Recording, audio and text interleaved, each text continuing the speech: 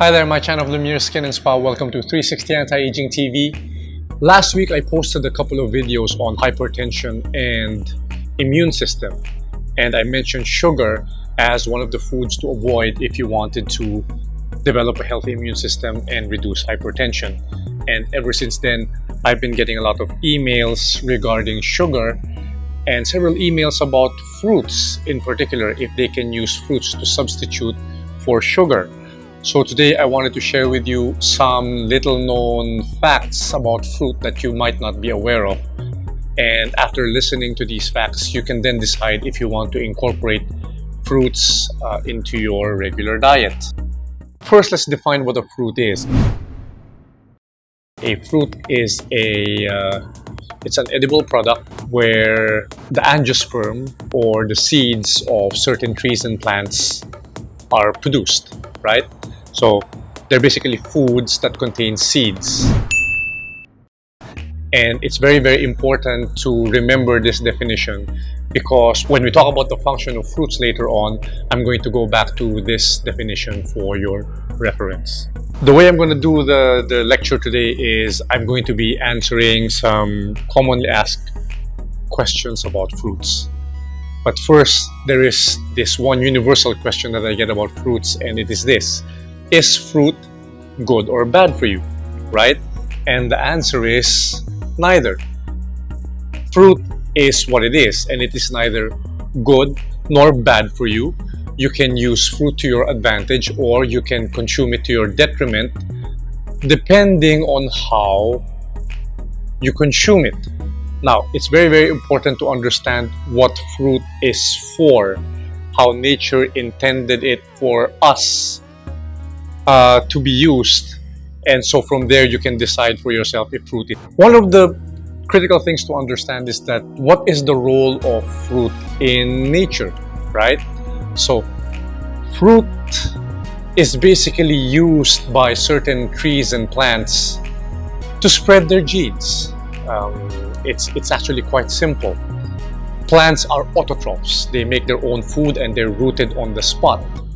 So they cannot just drop their seeds, because if they just drop their seeds, they would be competing for the same nutrients and they would be competing for sunlight and they wouldn't survive.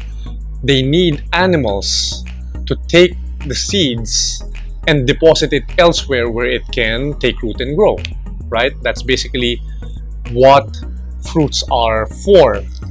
A lot of people have this romanticized notion that nature provides us with healthy foods like fruits for the good of the human race. No, that's not true. It is actually a symbiotic relationship between plants and animals, and there is a trade-off, meaning in order for the plants to get us animals to take their seeds and spread it, they have to give us an incentive to do so.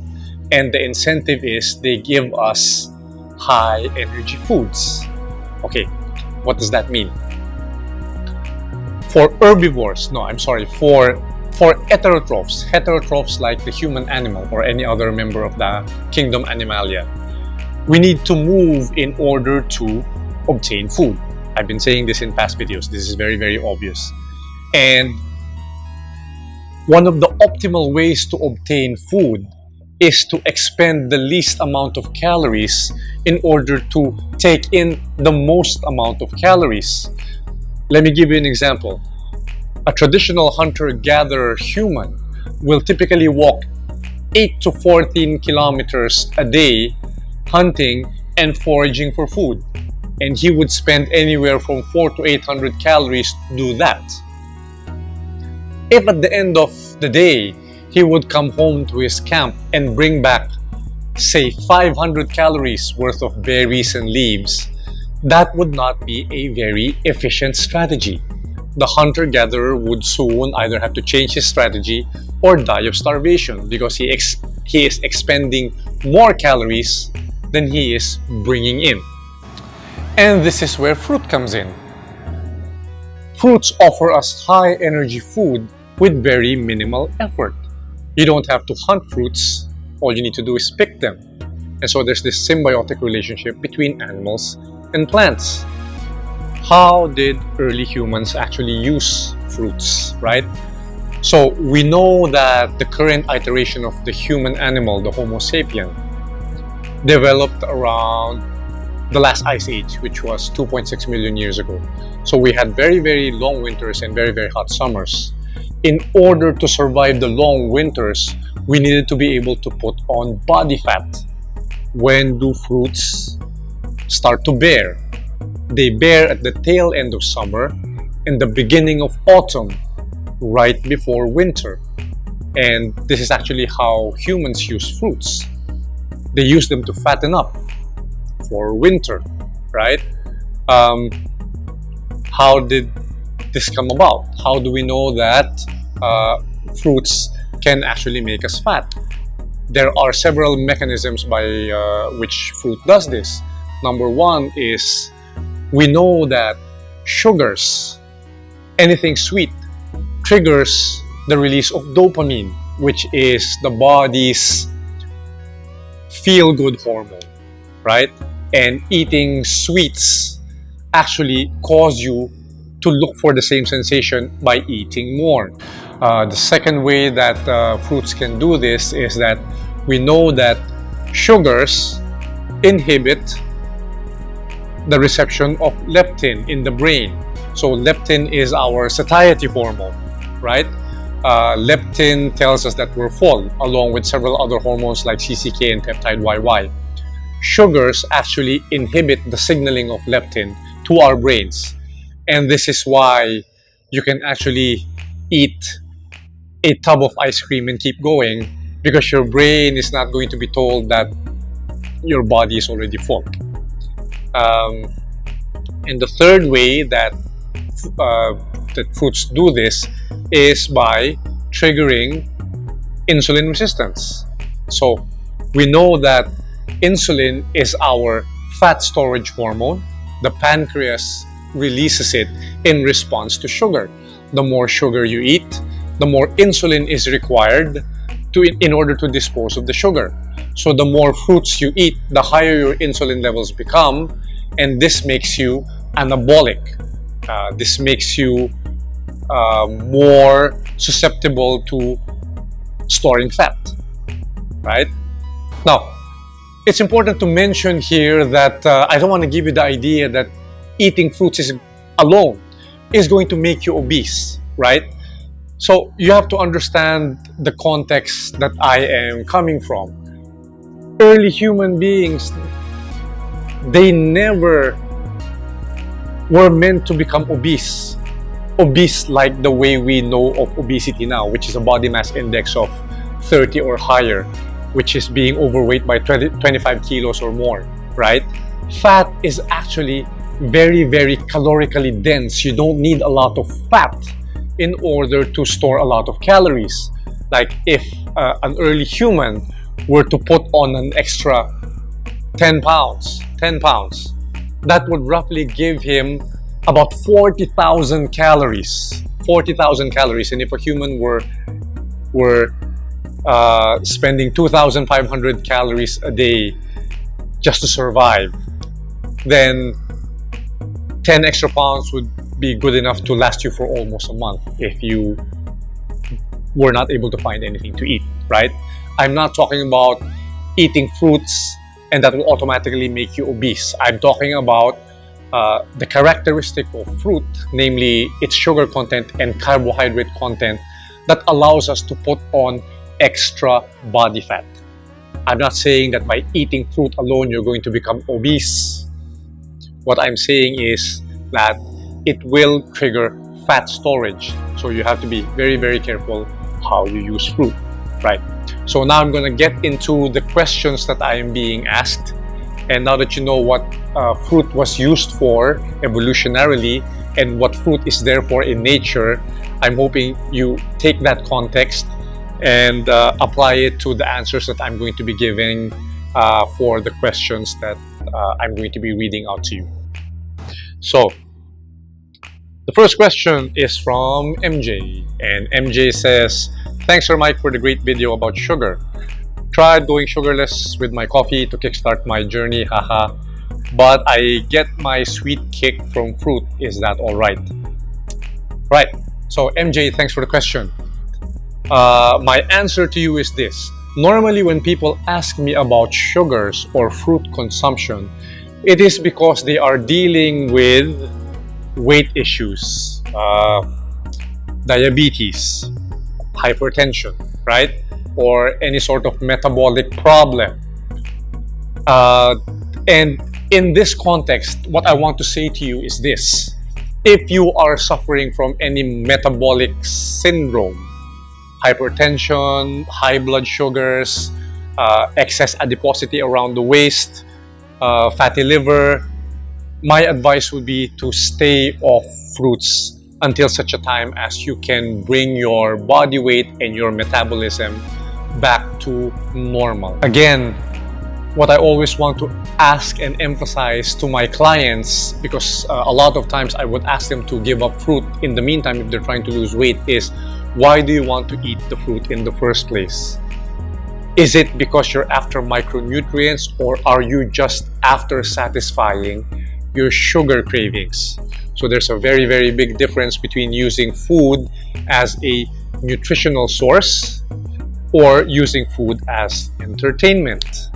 Okay, so keep that in mind. So question number 2, again from MJ, it's the same. It's the same Instagram question. She goes, my calorie counter app is showing that the mango that I ate this morning is actually higher in calories than my oatmeal. Is this accurate? Yes, MJ. Like I said, fruit is many fruits, especially if they're sweet, are very energy dense. That is actually the reward that the trees and the plants are tempting us with, right?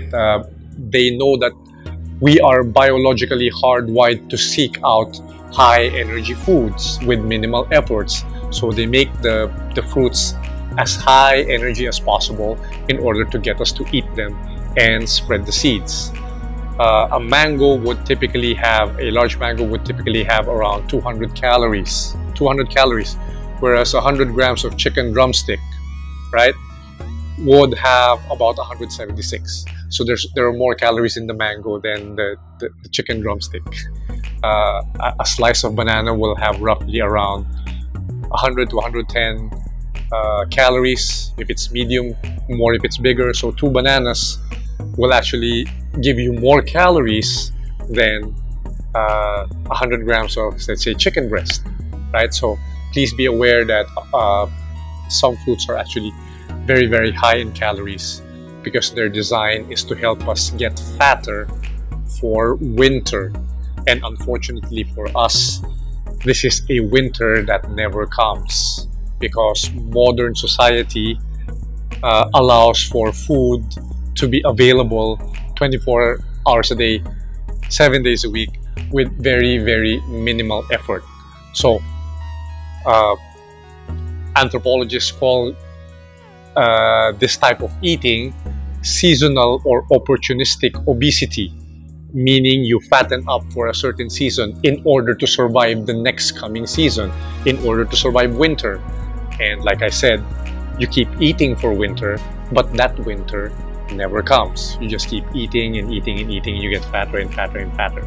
So just be aware that fruits were meant to exist for only a limited part of time, right? It only exists during a certain period. It does not exist for us whole year round. So, my father, okay, here you go. This is from Margie. Margie is asking, my father is diabetic. I have heard that fruits do not cause a spike in blood sugar. So is it safe for my father to eat fruits? Okay. Very, very important question. Thank you so much for asking this, Margie.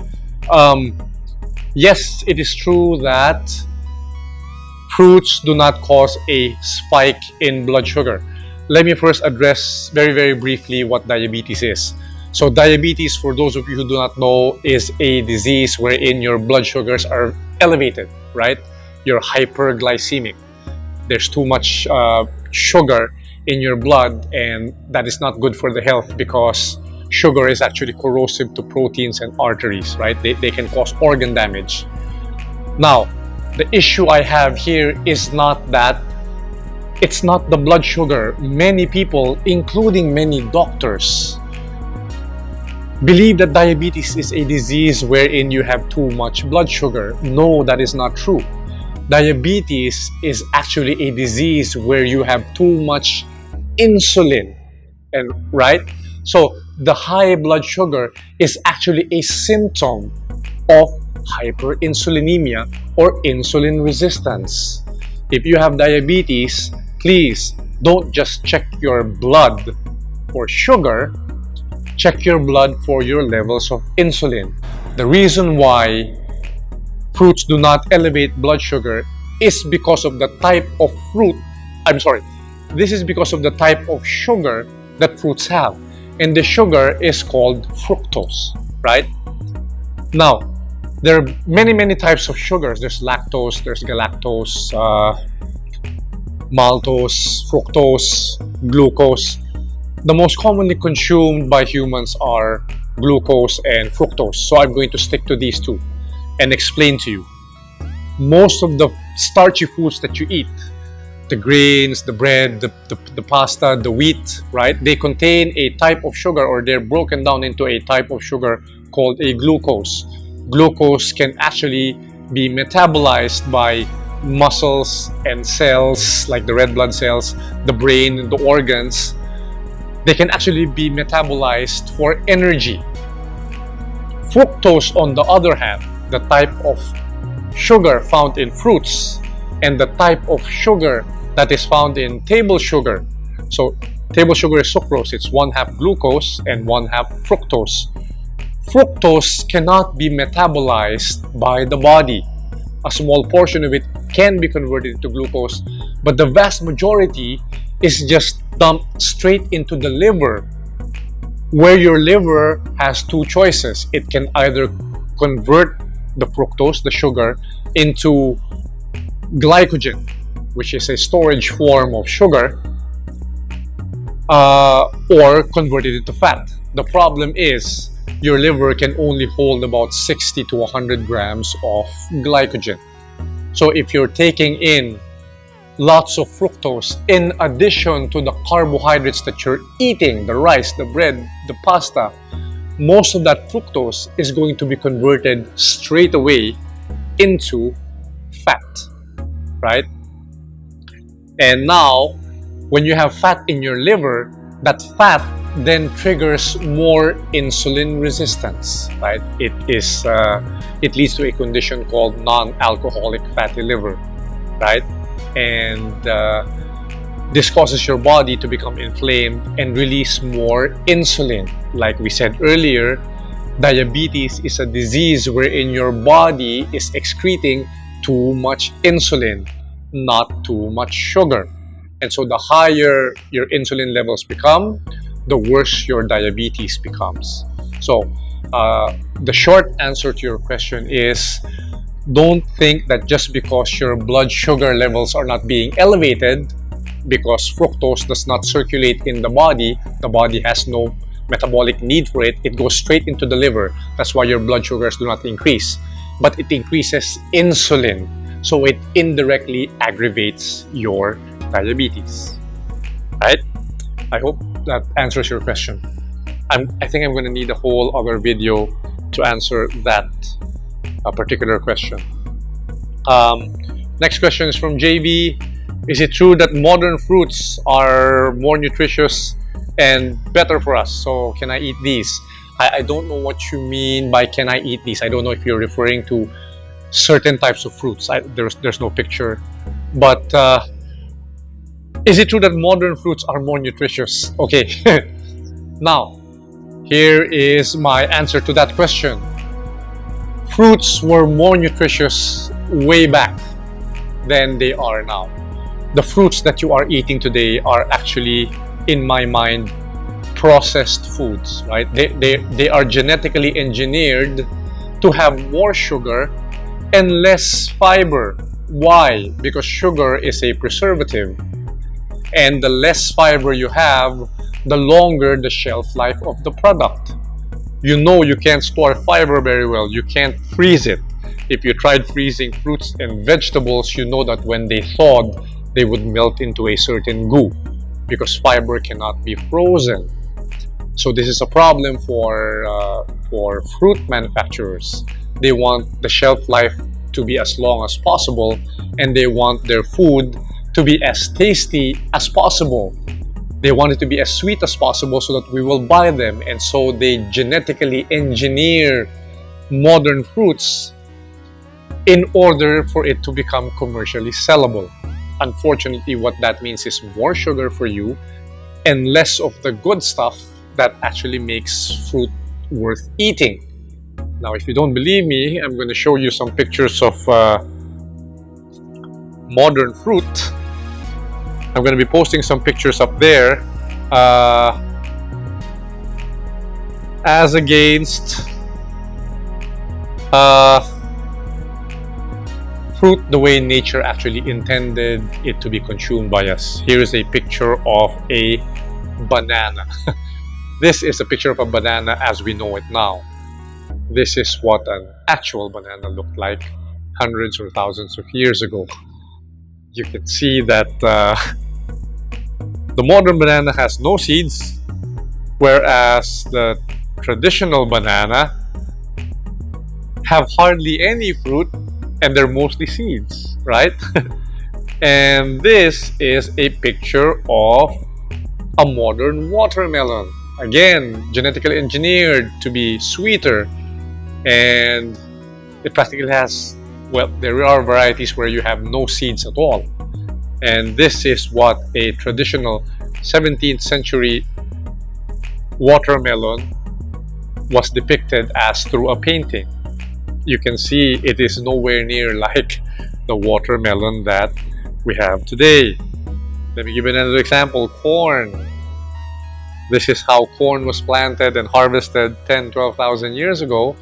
And this is modern day corn as it is produced currently.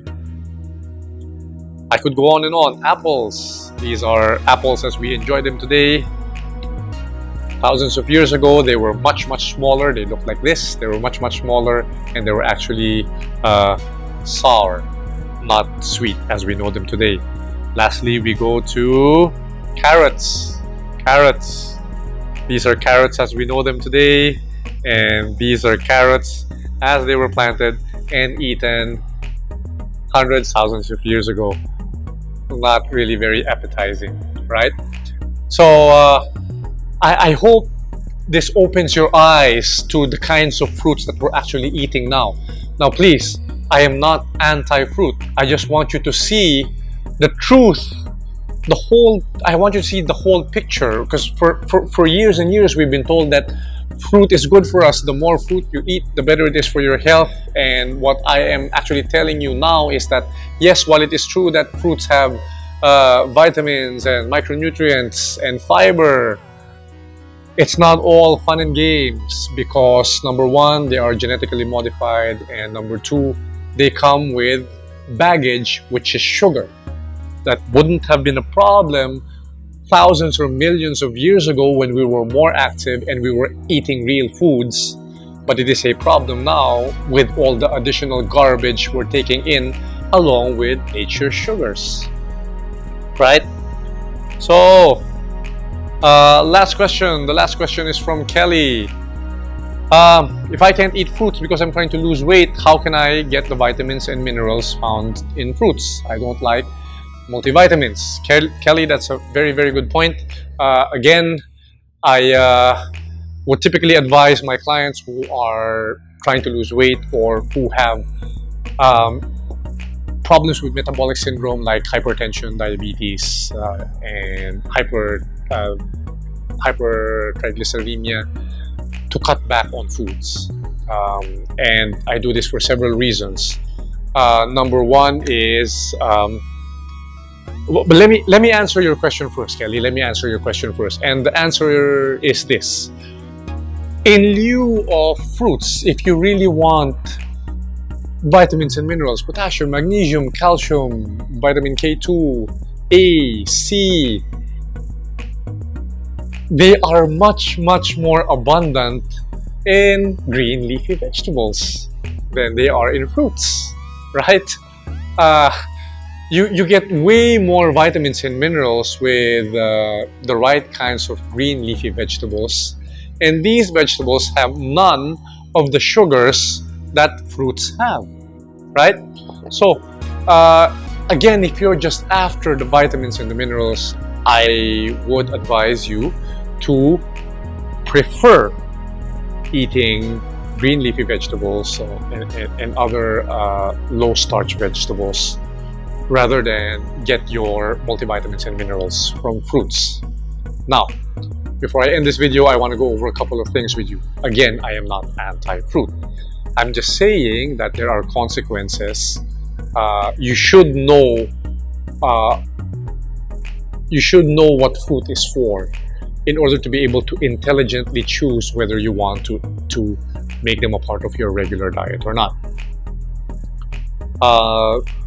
A couple of pointers before I end this lecture. A couple of pointers. Number one is that if you are, again, diabetic, if you are suffering from pre-diabetes or metabolic syndrome, if you are overweight, stay away from fruit, not because they are unhealthy, but because it will be harder for you to lose weight or reverse diabetes simply because fruits contain lots of sugars in the form of fructose and carbohydrates.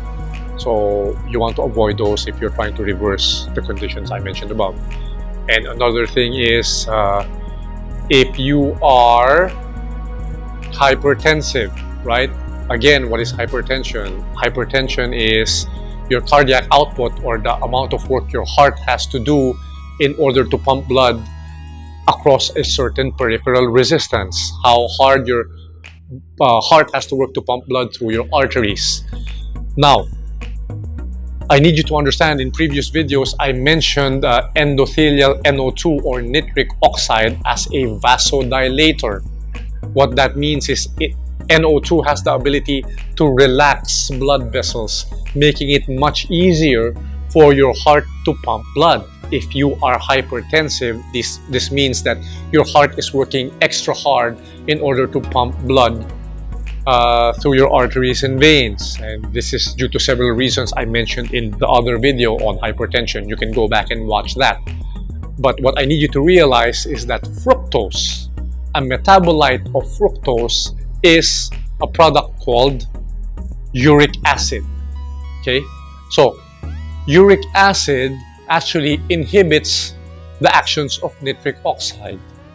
If you are consuming a lot of fructose, the metabolite or the byproduct is uric acid. If you have uric acid in your body, it's going to clamp down on the action of nitric oxide. This means your body will not have enough vasodilators to relax the blood vessels.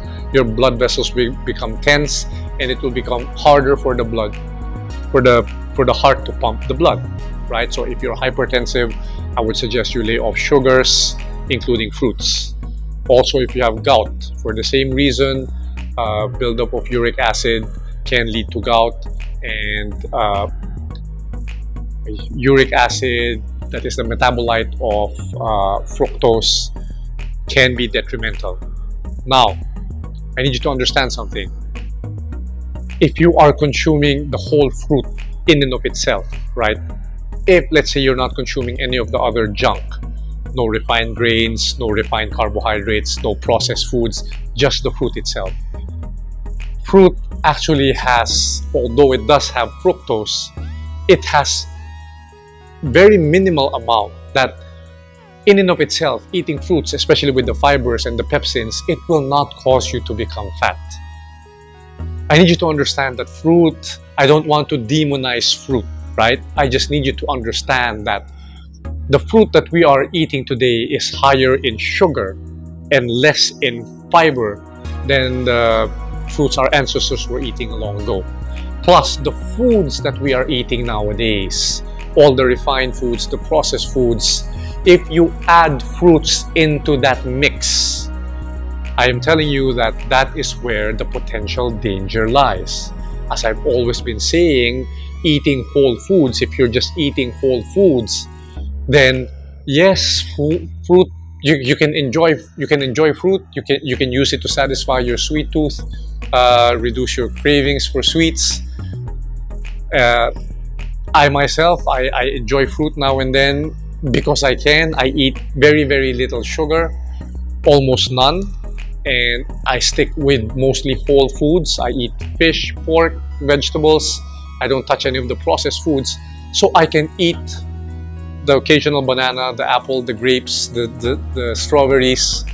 But for someone who is eating a standard American diet, a diet that is high in refined carbohydrates, a diet that is high in processed fats, processed foods, I would advise you to stay away, simply because you're just adding more fuel to the fire, right? So that is my take on sugar. I hope you learned something from this video, and I hope the greater takeaway here is I hope you learn how to choose your foods more wisely, right? So if you enjoy the video, and if you haven't already, please do subscribe to my channel and click the notification bell so that you will be informed every time I have a new video out.